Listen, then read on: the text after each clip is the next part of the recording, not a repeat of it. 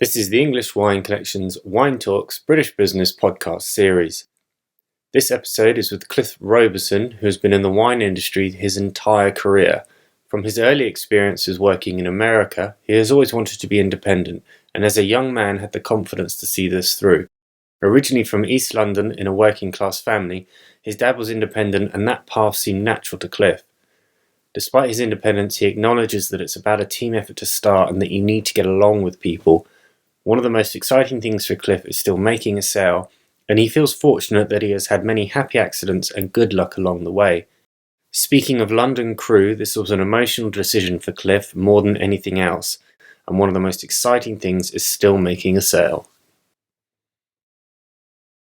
Cliff, thank you for being part of the English Wine Collection's Wine Talks British Business podcast. Incredibly, you've had such a vast career that has spanned more than 60 years so far. I hasten to point, it's still going. Talk me through your career. Where did it start for you and run through to where we are today? Well, it actually started in 1955 when I was 15, and I just left school after the GCEs. And purely by accident, I saw a job being advertised for what was then Peter Dominic, which was an independent chain of wine merchants that were based in Horsham and that were owned by a guy called Dartier. That was my first introduction to the wine trade. And from that point, I moved to London after a couple of years and worked for a company called Edward Roche. And that was in Soho, and that was quite interesting for a couple of years. And when I got to 21, I decided I'd had enough of the whatever, my surroundings at the time. And I emigrated to America and went to live in New York. And my job that I had there, my first job, in fact, only job in New York at the time, was for Sherry Lehman, which at the time was the biggest, probably, and most well-known and profitable retailer, certainly in America and possibly in the world. This was in 1961, to give you an idea, and the wine trade was probably only burgeoning in that country, really, certainly in the context of where it is now. Yeah. So I worked there for about 2 to 3 years. I got married in New York to my late wife Helga, and from that point in 1964, I went to Bordeaux and went to work for Alexis Lachine and lived at Chateau Lascombe for 3 years. Wow. Where I was the export director for Alexis Lachine in France, and shipping wines throughout the world. And it was a very, very interesting, obviously, experience for me. Of course. In terms of, both the language and the experience and dealing with various people. And it was, Lachine was a very interesting man, a true pioneer. And it was great. Then I went back to New York, worked there for another year for Lachine, doing the opposite. I was importing there. Okay. And finished that up in about 1968 when I came back to England and worked for about 4 years with a small private company. I was one of the 3 partners. Leaving that in 1972, I started up my own business. So I was 32 then, and I started working on my own with Buckingham Vintners International, because at the time I was working out of Slough, which was in Buckinghamshire. Yeah. I started on a very small scale, buying and selling wine really wherever I could, because obviously we needed the money to survive. I had a family by then, and that was really the beginning of my position where I am now, really. Okay. So with that, this was early 70s, and I started buying retail outlets from Threshers at the time, which was a very old-fashioned retailer, and owned by Whitbread. And I bought shops in various very good locations, like the middle of Fulham and like Holland Park and places like that. I ended up with 5 shops, which I sold to Nicola in 1989,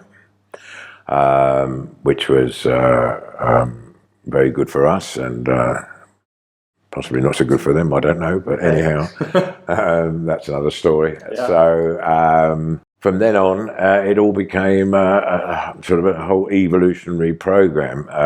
I kept the retail side of the business going by buying a new retail outlet in 1991, which I had in Kensington High Street, which I had for a good 25 years.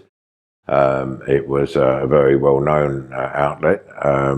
It looked fantastic, in my opinion. Well, it did. It looked fantastic. It became very well recognised. It was a standalone shop, pretty big. It was something like 4,000 square feet, which at the time was a decent size. And at the same time, I was running Buckingham Vintners, which was completely the opposite operation in that we were supplying supermarkets. And we worked primarily with a company called Schenk, who are a pan-European organisation that I worked very closely with from 1968 until I eventually sold them to them in 2011. So I had a very long collaboration with them.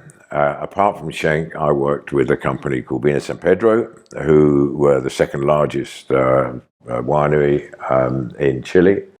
And this was just when Pinochet got kicked out in 1991. There was an opening for Chilean wines in the UK, which I was fortunate enough to take advantage of. And over the years, we built up a business at Buckingham at its peak, doing about 1.5 million cases of 12 litres, 9 litres, 12 bottles.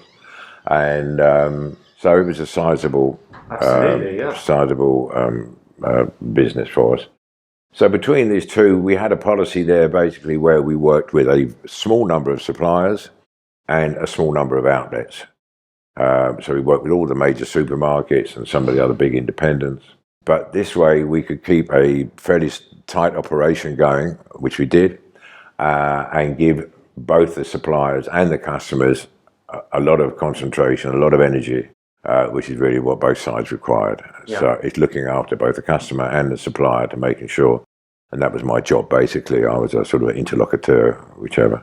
Okay. And that worked very, very well. We were very successful in this, and at its peak we were doing about 35 million bottles a year between the two organisations, shall we say, supply bases. Yeah, it was. We had a few smaller ones as well within that, but it was basically Schenk and Vina San Pedro. Yeah. So I've sold the final part of the company to Schenk as I said, in 2011, and at that point I started concentrating on Roberson wine, and this is where I am now. I'm really pleased you brought up so much within your career, because I wanted to go back to when you were in New York. Tell me, what was New York like back then? What was your experience of the city? Well, how much do you want me to tell you? Up to you. No, in the first stage when I was there in the very early 60s, it was great. It was pretty exciting, as you can imagine. It's very energetic. It was very open, which was great. And it completely changed my life, because I was given opportunities that I would never have been given in London. It was a much more open society. They were prepared to give you much more responsibility. You know, I was sort of serving customers like Rockefeller and, had Salvador Dali. We had all kinds of really top people that would come into the store. Can you remember any specific interactions with them? Well, not particularly. I remember Zero Mostel. You maybe don't remember Zero Mostel, but he was a famous comedian. I think he was in a film called The Producers that was done by Mel Brooks. He was pretty mad, really. I mean, and he used to chase the other men around the place. But that's another story. But it was great. It was very, very good, and it was completely. It gave me a huge sense of freedom, which was the great advantage of going abroad and being on your own and having to make your own way without any kind of protection, if you like. And it was it set me up for the rest of my life, really, because I approached subsequently various circumstances in a different way than I would have done erstwhile. And then the second time I went back, it was sort of the middle to late 60s. That was sort of the time when there was a big liberation, a lot of hippie stuff going on. Okay. It was a different kind of society by just sort of 4 years later. But again, extremely exciting, great fun. I'd just been married for a few years, so we travelled around America, and it was just, it was just great. So it was a very important time in my life. It sounds like you've crammed a lot in. That was good. Yeah, no, I bet. I wanted to go back to Bordeaux, which you were in 1964. If I've got the dates right. Can you tell me what you did then, and what was Bordeaux like? Well, basically, I lived at Château Lascombe, which was a bit of a dream coming out of New York, which was absolutely teeming to go to a village of Margaux with a population of just several thousand, was a huge transition. It was, it was just a massive flip of the coin. Obviously, it was a bit dreamlike, to be honest with you, by comparison. Yeah. Living in a chateau, we lived in one of the turrets there, and there was a person who looked after the place and did the cooking and everything. So it was just quite extraordinary. And the actual offices were Chateau Segon, which was right next door. So Palmer was just round the corner. Everything you were doing was steeped in wine. And I was given a lot of authority by Alexis, even though I was just a very young man at the time, in my early 20s. So, I would do a lot of entertaining at Prairie La Chine and looking after, sort of people like David Peppercorn and people who are now, huge personalities within the wine trade. And it was a wonderful experience for both my confidence and for, the ability to learn, well, particularly about Bordeaux, because, I sort of became quite Bordelaise in my taste and everything, because this was the wines that I was familiar with. You're really submersed in the experience. You're really submersed. Yes, totally. I mean, totally. It was a big, and there was a huge number of guests who would come who love wine from America and England and all these other places, and to visit La Chine and to visit the chateau. And I would show these people around. So I would do the usual tour of all the big properties. So it was a complete immersion into not only the business, but into the actual culture of the place and everything else. So. Such a broad experience in the wine industry, so these different regions and different areas. Why was it you decided to set up your own business? Because that's what I had to be. I had to be independent. If there were two things I wanted to do, I wanted to be independent and I wanted to make some money. Yeah. And they were the two basic criteria. I did not want to work for somebody else. And also, if you are independent, you can, generally speaking, you can make more money than you can do if you're working with somebody else who then decides what you're going to get up to. And I liked the freedom that was associated with being independent. And I liked the freedom at various different levels. So it wasn't only the material freedom, it was also the personal and spiritual freedom. So basically I could do what I wanted. Having the confidence to do that as well, though. Well, that was built up a lot through going to America and places like that and finding out that I was capable and people are only people. And, fear is a big problem within itself, or apprehension maybe is a better word. But, that's how I felt. Wasn't pinning you back, was it? Well, no. Once I got...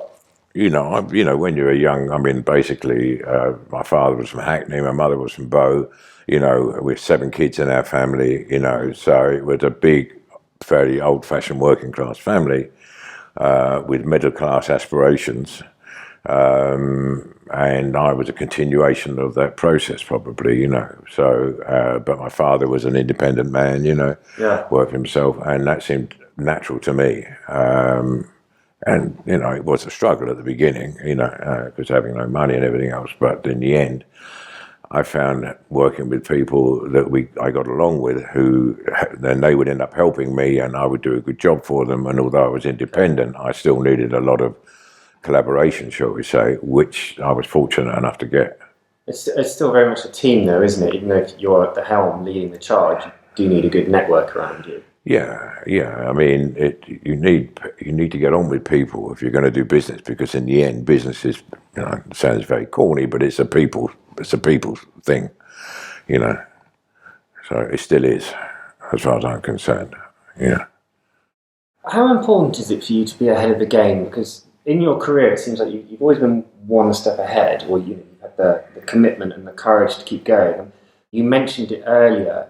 You were one of the first people to import wines from Chile. Correct. Is that right? Tell me about that. What happened there with the wines? That was purely by accident, as most of the big things that have ever happened to me have happened purely by accident, i.e. seeing an advertisement in a shop window when I was 15. Accidentally, I went in almost because I wasn't planning to be in the wine trade, and I went and did it. Here, in this case, I had an office in Slough, and an importer who was, or not an importer, but a transporter, was based in Colnbrook. And in those days, the way that you communicate was through the Yellow Pages, which was, before the internet and all that stuff. So the Yellow Pages would list, wine merchants, and this fellow he was sending stuff in his containers out to Chile. When he was in Chile, they said, well, could we ship anything back from Chile? So wine was one of the things that they produced. At the time, I had some shops and I was selling a bit of wine, Chilean wine, in the shops, and I saw people liked it. So this particular company wrote to us and said, would you be interested in importing Chilean wine? And I decided I liked the wine. And it happened to be Vino San Pedro, which was with the Gato Negro and Gato Blanco brands at the time, which were fairly basic, but still very good, because Chile produces very good low-price wines. It was a perfect combination of accessible and the right price.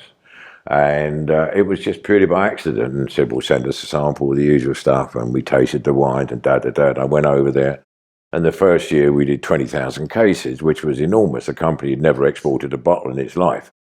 And it started with a pallet here and a pallet there and a pallet to Asda and a pallet to somebody else, and they found it sold. And it was a very simple label with a black cat on it and a white cat on it, and it was Sauvignon and Cabernet. So it was a simple principle. Yeah. And I think you can't give too much complication to somebody at a time. If you've got a simple grape variety like Cabernet or Sauvignon, they're recognizable, and with a simple label, but from a country they weren't familiar with, that gave a nice combination of security and something different at the same time. Sure. It's still familiar to people, as you say, the security that they feel safe. Exactly. So you need a level of familiarity with also maybe a piece of curiosity, that makes it appealing.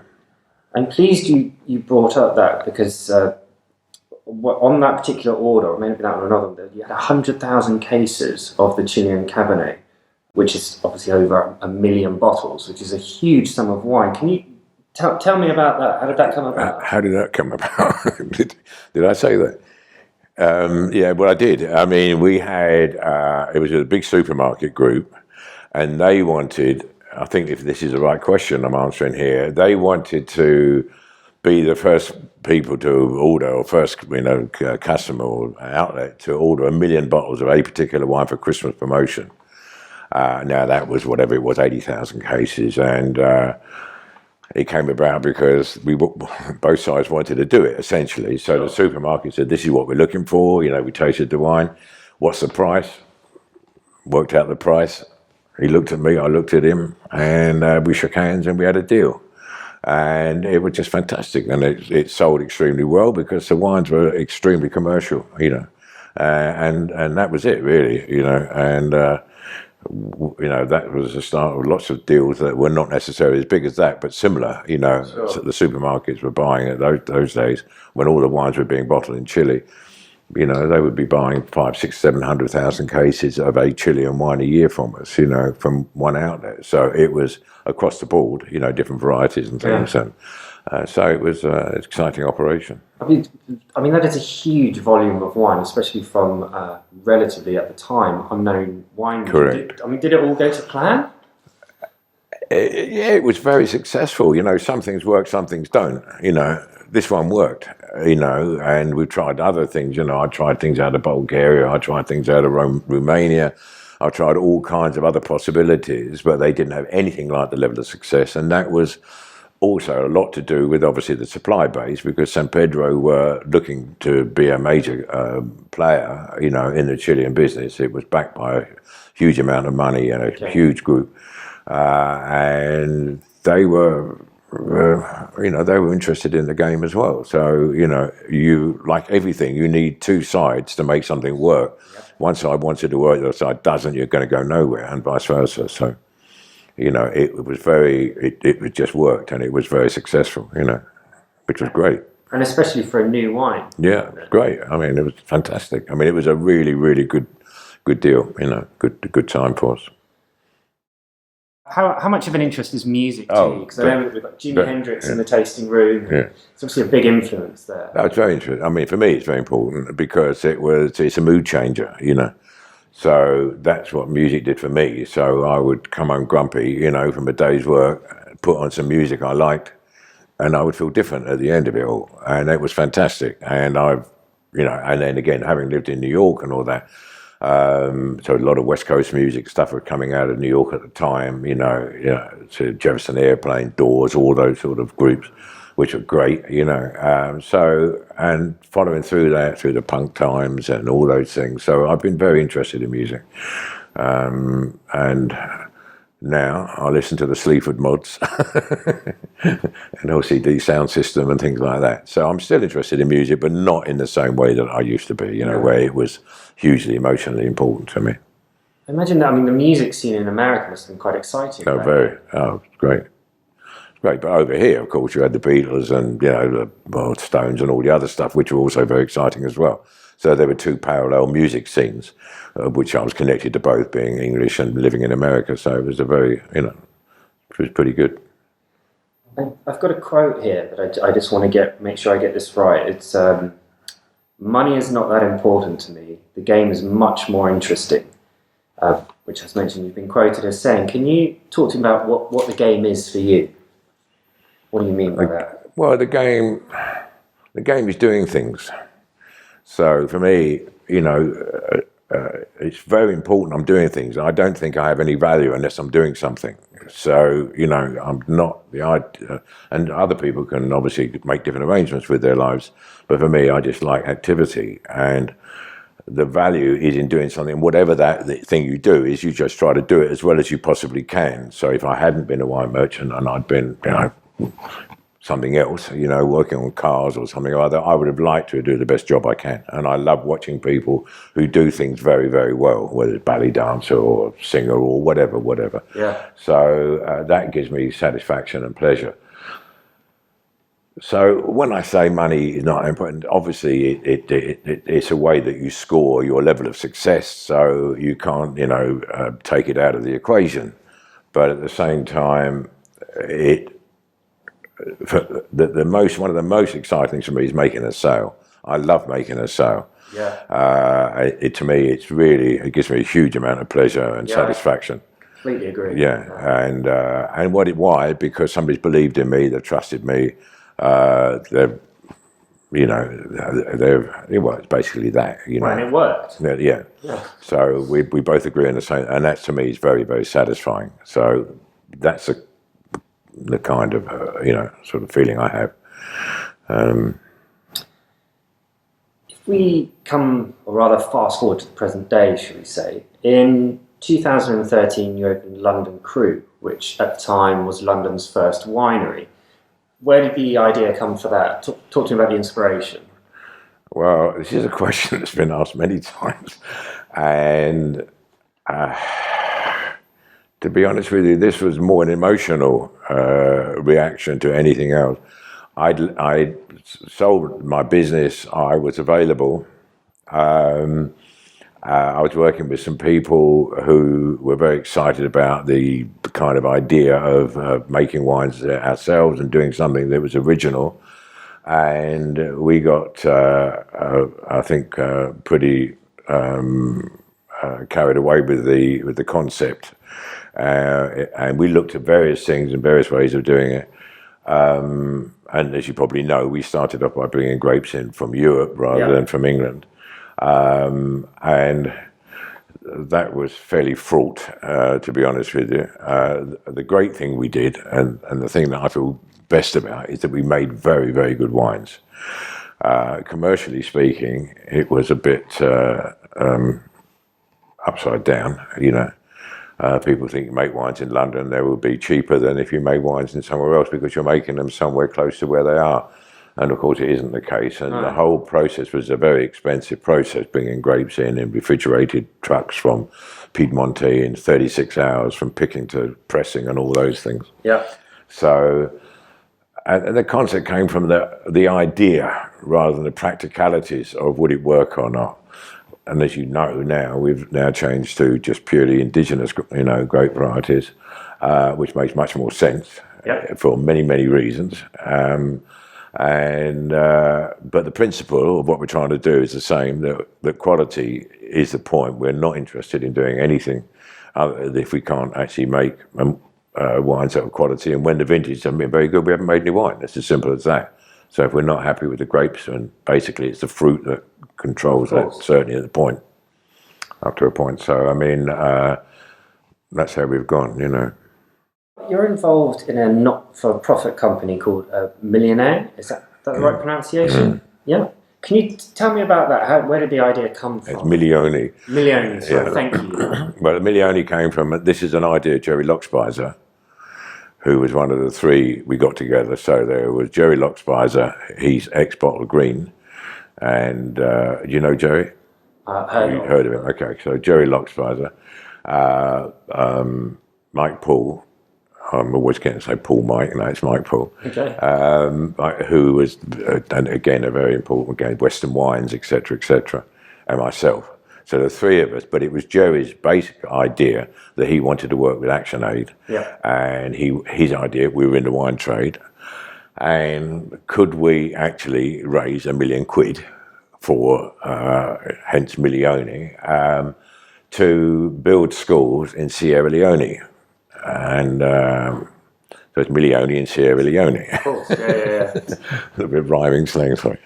Anyhow, we did it. We didn't sell 1 million bottles, but the idea was that we would have a sparkling pink wine, which that was my involvement. So we, with Schenk, produced the actual wine itself. Yeah. The three of us went out and flogged it to basically supermarket groups that could move it. So we had a lot of people that getting involved in it, and they were pretty good. All of them were pretty good, and we did it. And we actually, in all honesty, we raised, I could be wrong because it's still going on in a very truncated form, but not selling wine. There's other things that are being done.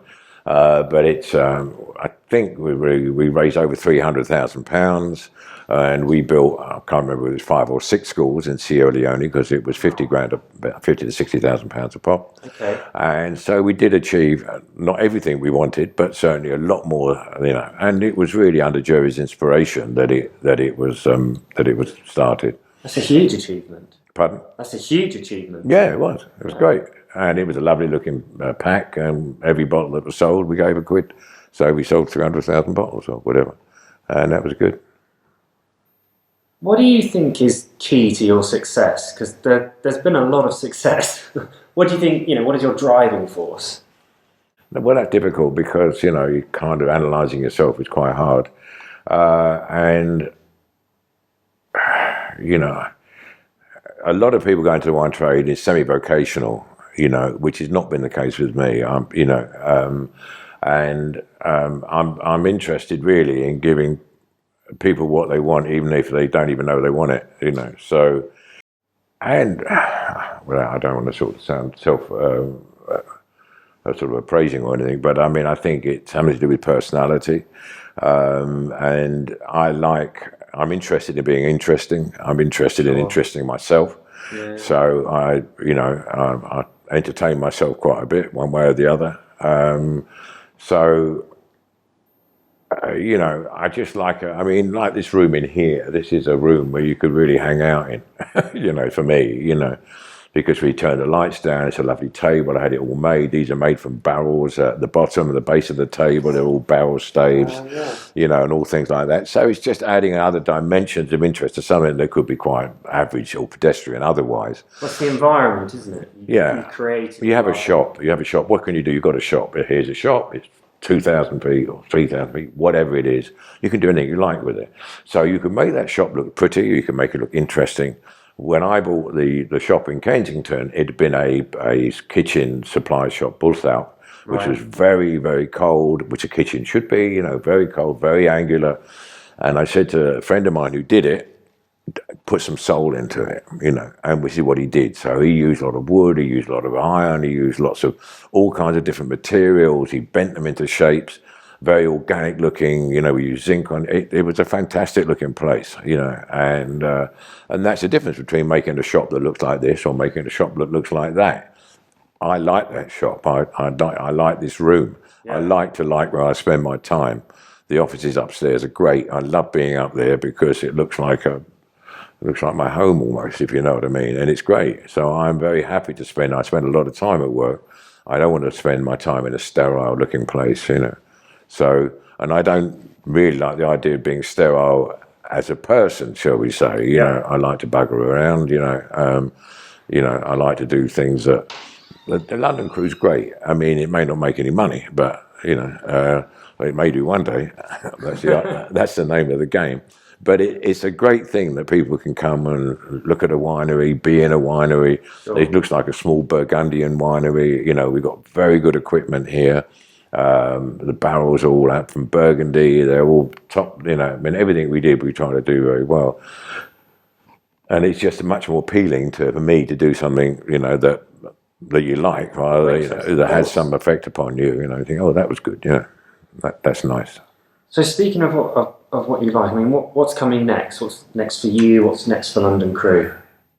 Well, I want to make London Cru do well, so that's a big one, okay? I personally, I did a thing, I've just bought some land and planted lots of trees. Can you say where that is? Oh yeah, no, it's in Kent, so in the Weald of Kent. And I bought 40 acres and planted 6,000 trees so far. Yeah. And I've got more space, and some of it's got ancient woodland already, some of it is mixed, so it's a fantastic place. And the idea was I just wanted to do something. So again, it sounds a bit cheesy, but I wanted to do something that was actually, trees are fantastic. I love trees anyway. Absolutely. And now I've just planted these, unfortunately, because it was a very dry spring. A lot of them are a bit wobbly, and I'm going to have to replant a number of them. But nevertheless, I will end up with, when I put my clogs, I'm going to end up with 6,000, 4,500 trees and 1,500 shrubs, and I've got enough space to plant the same sort of amount. So, it's that's an interesting project for me. Nothing to do with wine. No, of course. But it has something to do with plants and and the world and all the other stuff. So I'm still a bit of an old hippie when it comes to that, But the thing is, with planting trees, it's very much about the next generation. Well, totally. Because it's, as you say, it's going to take a good 20, perhaps 30 years for a woodland or forest. It's the closest thing you can get to immortality almost, because these things go on for 5. You look at trees I've got, and I have trees that are just amazing to look at, amazing, So, and the thing, they do so much good. So there's so much now emphasis, and I've been hankering to do this for a few years. Okay. And I did it about 2 or 3 years ago now. I started to think. And so there's that project I'm doing.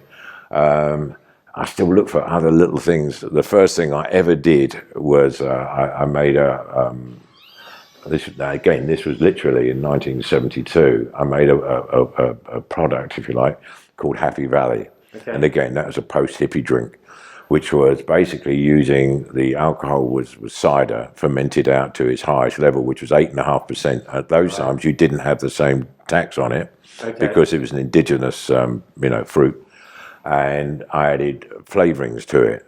Now, 40 years later, flavoured ciders have become, a very popular drink. Yeah. But then they weren't. Nobody ever heard of such a thing. However, I was able to put on the market Happy Valley that tasted, okay, but quite interesting, not bad, but at half the price of wine because of the tax benefits. I did all kinds of things. I did another one where it was very high in antioxidants. However, they didn't like the sound of that because it was called Red Heart, because it was suggesting that it had some health benefits, which it probably did, but nevertheless, the Daily Mail said, 2 glasses of this wine a day and you'll live forever. Well, Daily Mail's crap anyway, but there you go. There was, I just like to, I look at things, we made the first pink Pinot Grigio sparkling that was on the market, and we worked, with a big supermarket group. How do we do this? Well, what we do, Pinot Grigio is popular, pink wine is popular, sparkling is popular. Put the three together, everybody understands all those three ingredients, so that worked. So we were very successful with that for a while. Yeah. We knew we would get 3 years out of it before somebody else came along and did it, and then we had competition, and it became not such an original idea anymore. It had been, usurped by other people who are frequently much bigger and more powerful than we are. So that goes back to you about being ahead of the game and trying new ideas. Exactly. So you get it for a while, and if it's successful, people will obviously nick it and obviously try, and which is fair. That's the way it goes. And I wouldn't expect anything else, So. Cliff, is there anything else you'd like to mention? Not particularly. I'm still in the game, so something else will crop up. I'm sure that I'll get excited about, and we'll see how it goes. Brilliant. Thank you so much. Thank you.